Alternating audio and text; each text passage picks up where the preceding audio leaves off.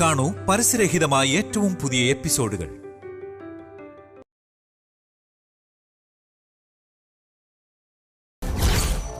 പണത്തിന് വേണ്ടി ഞാൻ എന്ത് ചെയ്യുന്നു? നിങ്ങളോട് ആരാ പറഞ്ഞേ? പിന്നെ നീ ചെയ്യുന്ന എന്താ? ചാരിറ്റി വർക്കോ? ഞങ്ങൾ എന്തു പറയുന്നു അത് നീ അനുസരിച്ചാ മതി. അനുവാദം വാങ്ങാതെ വിവാഹ നിശ്ചയത്തിന് ഡേറ്റ് കുറിക്കുന്ന ചടങ്ങിലേക്ക് പോകാമെന്ന് നീ എന്തിനു പറഞ്ഞു? അത് പപ്പയോട് ചോദിച്ചപ്പോ സമ്മതിച്ചെന്ന് വസുന്ധര മാം പറഞ്ഞു. നിനക്ക് ഞങ്ങൾ ഉണ്ടാക്കി തന്ന അച്ഛനല്ലേ ഉള്ളൂ, അല്ലാതെ സ്വന്തമായിട്ട് പേരെടുത്ത് പറയാൻ അങ്ങനെ ഒരാളുണ്ടോ? അതെ, ഞങ്ങളാ നിനക്ക് പണം തരുന്നത്. എന്തും ഏതും ഞങ്ങൾ അറിഞ്ഞിട്ട് മതി.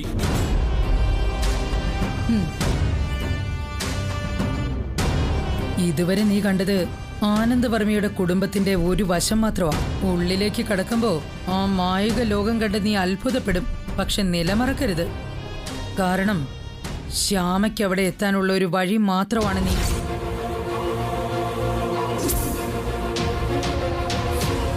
ഞങ്ങള് വിലക്കെടുത്ത ഒരു കരാറുകാരി മാത്രമാണ് നീ. ഇവിടെ നിനക്ക് സ്വന്തമായിട്ട് അഭിപ്രായങ്ങളില്ല, തീരുമാനങ്ങളില്ല. ചെയ്യുന്ന ജോലിക്ക് ഉറപ്പിച്ച കൂലി, ജോലി കഴിഞ്ഞ് അതും വാങ്ങി അങ്ങ് പൊക്കോണം. പിന്നെ നമ്മൾ തമ്മിൽ ഒരു ബന്ധവുമില്ല. എഗ്രിമെന്റ് ക്യാഷ് വാങ്ങി പോകാനല്ല, കിട്ടാവുന്നത്ര കോടികളുമായി പോകാനാ എന്റെ ഉദ്ദേശം. നാളെ ചെല്ലാമെന്ന് പറഞ്ഞ സ്ഥിതിക്ക് അഖിലിന്റെ വീട്ടിലേക്ക് പൊയ്ക്കോ. മേലിൽ ഞങ്ങളോട് ചോദിക്കാതെ ഒന്നും ചെയ്തേക്കരുത്. ചെയ്താൽ നിന്റെ തിരിച്ചുപോക്ക് മുടങ്ങും, ഞങ്ങളും മുടക്കും. പൊയ്ക്കോ. എന്നെ വിളിച്ചു വരുത്തി ഇത്ര നേരം ഇൻസൾട്ട് ചെയ്തതിന് ഉറപ്പായും ഒരു സമ്മാനം ഞാൻ തിരിച്ചു തരും. നിങ്ങൾ പ്രതീക്ഷിക്കാത്തൊരു സമ്മാനം.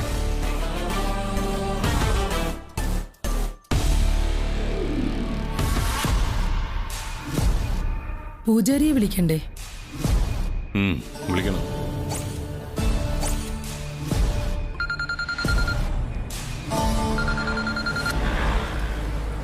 ജയൻ സാറേ, നാളത്തെ കാര്യങ്ങളൊക്കെ എങ്ങനെയാ? വസുന്ധരാമ്മ എൻഗേജ്മെന്റ് നടത്തണമെന്ന ഒറ്റ വാശിയിലാണെന്ന് ഞാൻ പറഞ്ഞില്ലേ. ഒരു തീയതി നിശ്ചയിച്ചേ പറ്റൂ. അവർക്ക് അത്രയ്ക്ക് നിർബന്ധമാണെങ്കിൽ നടത്തും. പക്ഷേ ഒരു കാരണവശാലും വീട്ടുകാരല്ലാതെ മറ്റാരെയും എൻഗേജ്മെന്റ് ചടങ്ങിൽ പങ്കെടുപ്പിക്കില്ല എന്ന് ഉറപ്പ് വാങ്ങണം. അതിനെന്തെങ്കിലും മാർഗം കണ്ടെത്തിക്കോണം. അത് ഞാൻ നോക്കിക്കോളാം. പിന്നെ ഒരു കാര്യം കൂടെ, അവിടുന്ന് വരുമ്പോ അഖിലിന്റെ ജാതകവും കൂടി വാങ്ങണം. എന്തെങ്കിലും ഒരു ദോഷപരിഹാര ക്രിയ ചെയ്യാനാണെന്ന് അങ്ങ് പറഞ്ഞാൽ മതി. അങ്ങനെ ചെയ്യാൻ ജയൻ സാറേ. ശരി.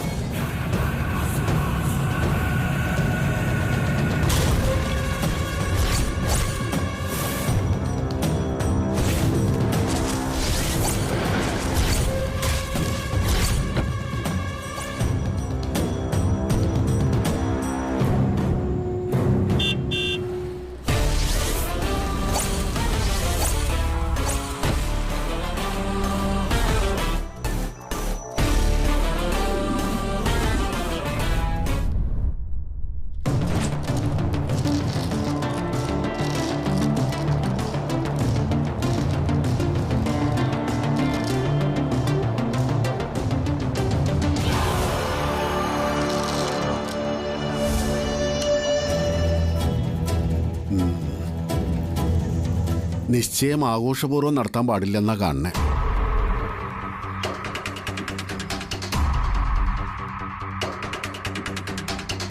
എന്നാൽ ലളിതമായി നടത്താം. ലളിതമെന്ന് പറയുമ്പോഴേ വധുവിൻ്റെയും വരൻ്റെയും വീട്ടുകാർ മാത്രം പങ്കെടുക്കുന്ന ഒരു ചടങ്ങ്, അത്രേ ആകാവൂ. ചടങ്ങ് ലളിതമായിട്ടാവാം, അതിനുശേഷം ഒരു ഫംഗ്ഷൻ നടത്തുന്നതിൽ കുഴപ്പമുണ്ടോ?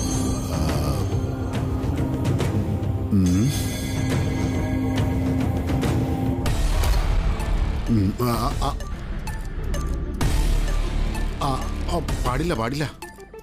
വിവാഹം വരെ ഒരാഘോഷ പരിപാടികളും പാടില്ല.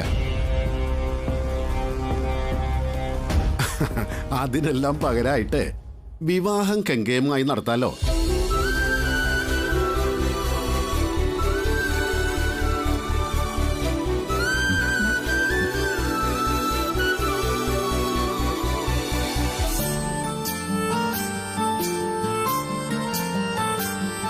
തിരുമേനി പറഞ്ഞ പോലെ ചെയ്യാം.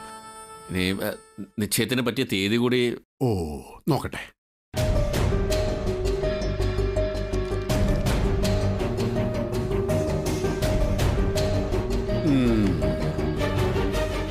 മാസം 29-ന് വിവാഹ നിശ്ചയം നടത്താം. എന്താ? അങ്ങനെ ആവാം.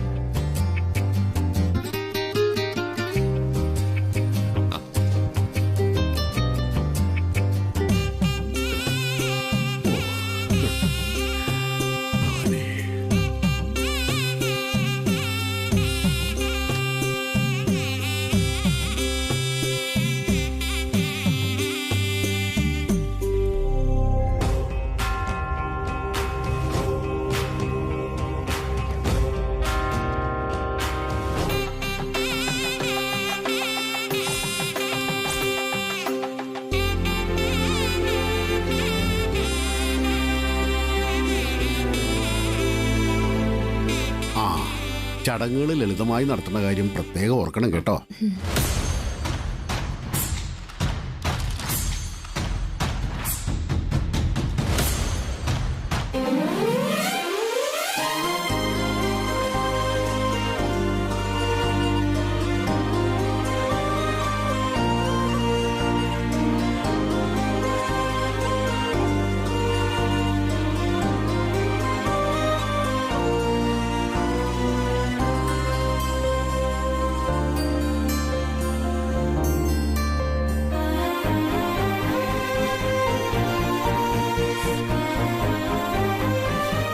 ആദിയുടെ അരുണന്റെ വിവാഹത്തിന് ശേഷമാ അമൃത ഐശ്വര്യം ഈ വീട്ടിലെ കാലുകുത്തുന്നത്.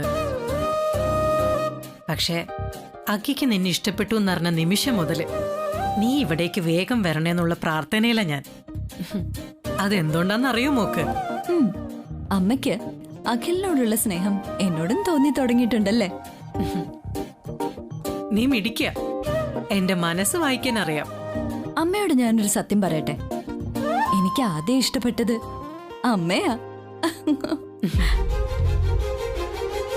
ഇതുപോലൊരു അമ്മയുടെ മകനായതുകൊണ്ടാ അഖിലിനെ ഞാൻ വിവാഹം കഴിക്കാൻ തീരുമാനിച്ചത് തന്നെ.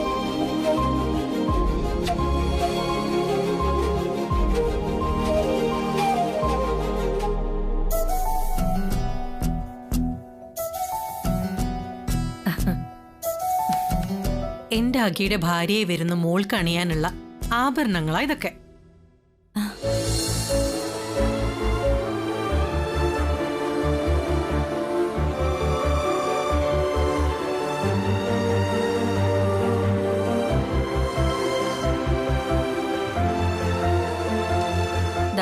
ഇത് കൊച്ചിയിലും ബാംഗ്ലൂരും ചെന്നൈയിലും ഒക്കെ അഖിയുടെ പേരിലുള്ള പ്രോപ്പർട്ടീസിന്റെ ഡോക്യുമെന്റ്സാ. വിവാഹശേഷം ഇതൊക്കെ സൂക്ഷിക്കേണ്ടത് നീയാ.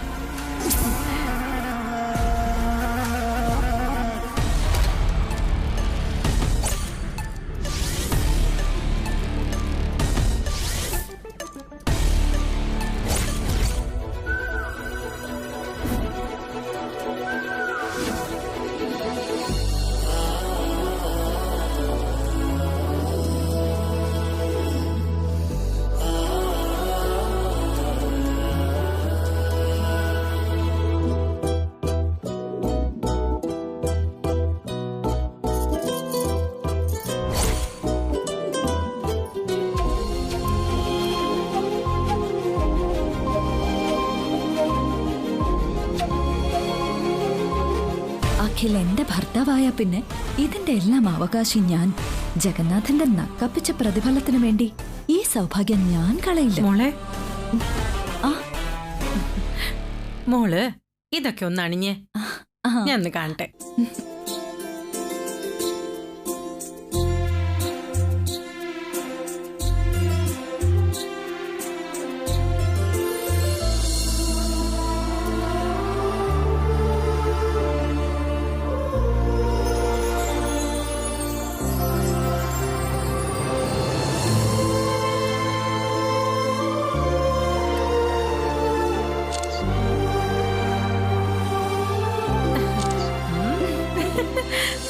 നോക്കട്ടെ.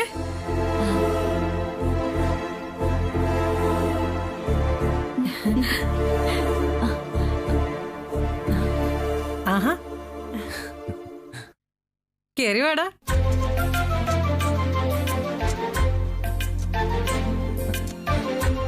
ഇതെന്താ ജ്വല്ലറിയുടെ പരസ്യോ? ഞാൻ നോക്കിയേ. നിന്റെ ഭാര്യയാവാൻ പോകുന്ന ഇവൾക്ക് അമ്മയുടെ സമ്മാനം. എങ്ങനെയുണ്ട്? സുന്ദരിയല്ലേ? ആ, ഈ ആഭരണങ്ങളില്ലെങ്കിലും നക്ഷത്ര സുന്ദരിയാ. ആ, ആഹാ.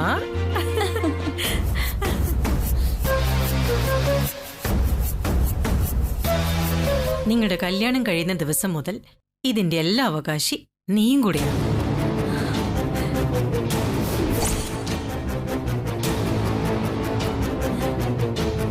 ഇവളിവിടെ മരുമകളായി എത്തിയ ഞാനിവിടെ വാലിക്കാരിയായി ജീവിക്കേണ്ടി വരും.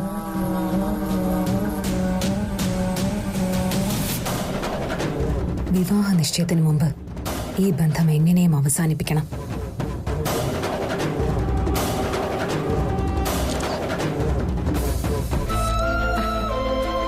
ഇനി നിങ്ങൾ രണ്ടാളുടെ ചേർന്ന് നിൽക്കടാ.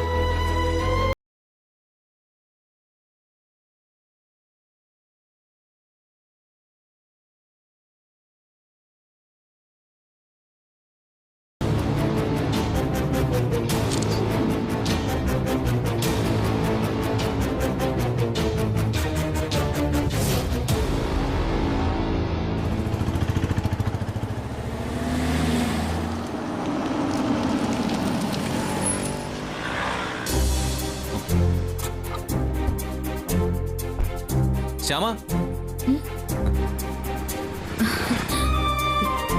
ഞാൻ ശ്യാമ അന്വേഷിച്ച് എവിടെയെല്ലാം പോയി. ഒടുവിൽ വീട്ടിലും ചെന്നു, അവിടെ ആരുമില്ല. അമ്മയും അച്ഛനും കൂടി ഇളയമ്മയുടെ വീട്ടിൽ പോയതാ. പിന്നെ ഏട്ടന് പ്രോഗ്രാം ഉള്ളതുകൊണ്ട് ഏട്ടത്തെ അവരുടെ വീട്ടിലാക്കിയിട്ട് പ്രോഗ്രാം സ്ഥലത്തേക്ക് പോവും. ശ്യാമ ഇപ്പൊ എവിടെ പോയിട്ട് വരുന്ന വഴിയാ? അപ്പൊന്ന് സ്കൂളിൽ കൊണ്ടാക്കാൻ പോയതാ. സാറെന്താ എന്നെ അന്വേഷിച്ചേ? പ്രധാനമായും 1-2 കാര്യങ്ങള് എനിക്ക് ശ്യാമയോട് സംസാരിക്കാനുണ്ട്. അത് സത്യമാണെന്ന് എൻ്റെ മനസ്സ് പറയുന്നുണ്ട്. പക്ഷേ ശ്യാമയോട് ചോദിച്ചിട്ട് ഉറപ്പിക്കാന്ന് കരുതി. നമുക്കിവിടുന്ന് എവിടേക്കെങ്കിലും മാറി നിൽക്കണോ? അങ്ങനെ ഒളിച്ചു പറയേണ്ട രഹസ്യം വല്ലതും ആണോ? ഏയ്, 2 സംശയം. ബാക്കി സംശയങ്ങൾക്കെല്ലാം എനിക്ക് നേരത്തെ മറുപടി കിട്ടിയതാണല്ലോ. ക്ഷേത്രത്തിൽ പൂജാ ചടങ്ങിന് വന്നപ്പോൾ കറണ്ട് പോയ സമയത്ത് വെള്ളത്തിൽ വീഴാൻ തുടങ്ങി എന്നെ രക്ഷിച്ചത് ശ്യാമയല്ലേ? എന്താ, ശരിയല്ലേ? ഞാൻ അറിഞ്ഞിടത്തോളം ഏറ്റവും കുറച്ച് കള്ളങ്ങൾ പറയുന്ന ആളാ ശ്യാമ. അബ്നോർമൽ ആയിരുന്ന ഞാൻ ആ സമയത്ത് വെള്ളത്തിൽ വീണിരുന്നെങ്കിൽ മരണം ഉറപ്പായിരുന്നു. സത്യം പറയേ, ശ്യാമയല്ലേ എന്റെ ജീവൻ രക്ഷിച്ചത്?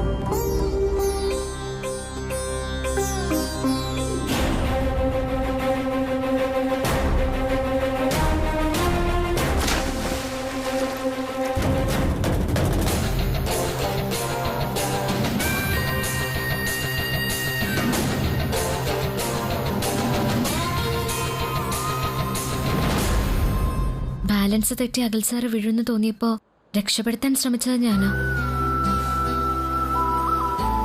മരണത്തിലേക്ക് എത്താവുന്ന അപകടങ്ങളിൽ നിന്നെല്ലാം എന്നെ രക്ഷപ്പെടുത്തിയ ശ്യാമ തന്നെയാണ് ഇതും ചെയ്തതെന്ന് എന്റെ മനസ്സ് പറയുന്നുണ്ടായിരുന്നു.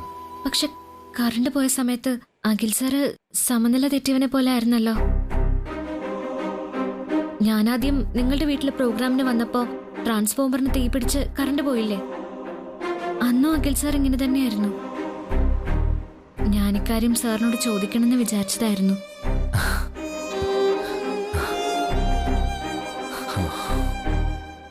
എനിക്ക് അങ്ങനെ ഒരു ഫോബിയ ഉണ്ട്. ഇരുട്ടിനെ പേടിയാ എനിക്ക്. ഇരുട്ടിനെ പേടിയോ? എനിക്കെപ്പോഴും വെളിച്ചം വേണം. പെട്ടെന്ന് കറണ്ട് പോയാ ഞാൻ അമ്മയെ വിളിച്ച് ഉറക്കെ കരഞ്ഞെന്നിരിക്കും. എന്റെ ലെവലേ തെറ്റും. ചെറുപ്പത്തിലെ ഉള്ളി തട്ടിയ പേടിയാ, അതിപ്പോഴും കൂടെ തന്നെ ഉണ്ട്. എനിക്ക് പാറ്റയാ പേടി. ഞാൻ ഉറക്കം നിലവിളിക്കും. അപ്പൊ പേടിക്കാൻ ഒരു കമ്പനി ആയല്ലേ? ഇനി ഒരു സംശയം കൂടി ബാക്കിയുണ്ട്. ഞാൻ ക്ഷേത്രക്കുളത്തിനടുത്തേക്ക് വന്നത് വിസ്മയുടെ പാട്ട് കേട്ടാ. ആ സമയത്ത് വിസ്മയ അവിടെ ഉണ്ടായിരുന്നോ? ഇല്ല. പിന്നാരാ വിസ്മയുടെ അതേ ശബ്ദത്തിൽ പാട്ട് പാടിയത്?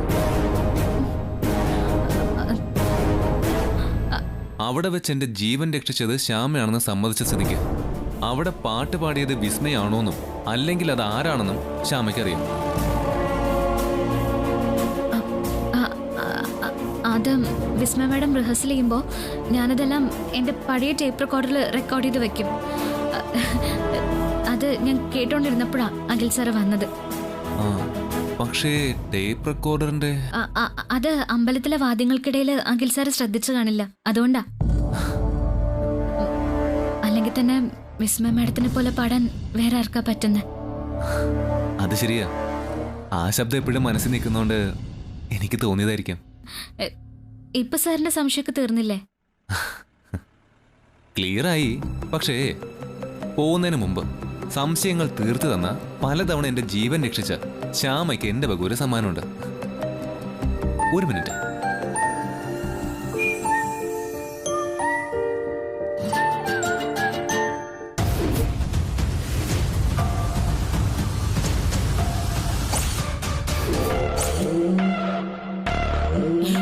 ശ്യാമയല്ലേ ഇത്?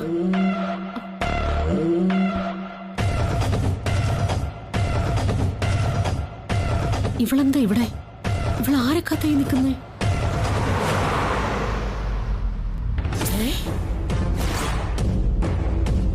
അഖിലല്ലേ അത്? ഇവനുമായി ഇവൾക്കൊരു ബന്ധമില്ലെന്ന് പറഞ്ഞിട്ട് ഈ കള്ളക്കിളി ഇവളുടെ വീട്ടുകാരെ അറിയിച്ചിട്ട് തന്നെ കാര്യം.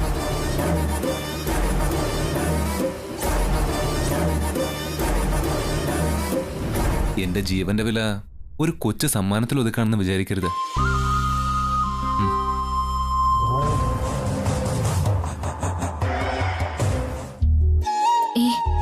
ഞാൻ അപ്പോഴത്തെ സാഹചര്യത്തില് എന്റെ സ്ഥാനത്ത് വേറെ ആരാണെങ്കിലും അങ്ങനെയല്ലേ ചെയ്യൂ?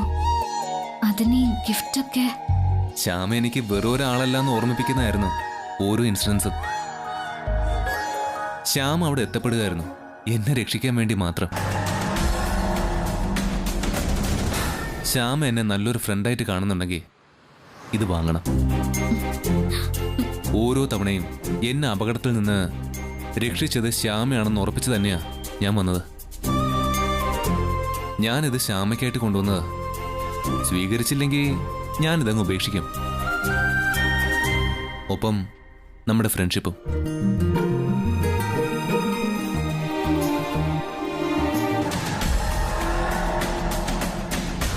നമ്മുടെ ഈ കൂട്ടുകെട്ട് ആത്മാർത്ഥമാണെങ്കിൽ ശ്യാം ഇത് വാങ്ങും. ഓക്കെ.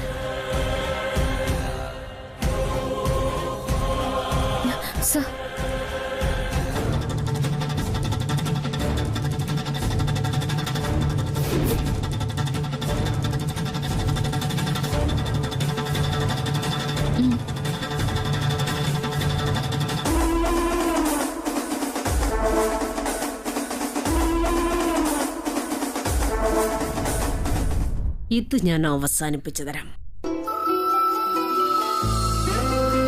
തുറന്നു നോക്ക്. ഞാൻ വീട്ടിൽ ചെന്നിട്ട് തുറന്നു നോക്കാം. ഇപ്പൊ ഒന്ന് തുറന്നു നോക്ക്.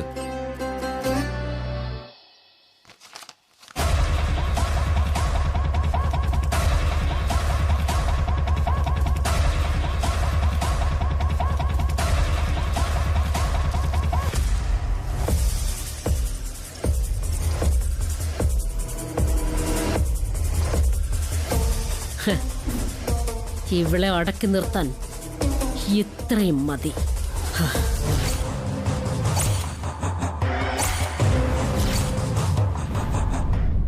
ഇഷ്ടായോ? എന്തുപറ്റി ശ്യാമ? എന്താ ശ്യാമ, എന്തുപറ്റി? ആദ്യമായിട്ടൊരു സമ്മാനം കിട്ടുന്നത്.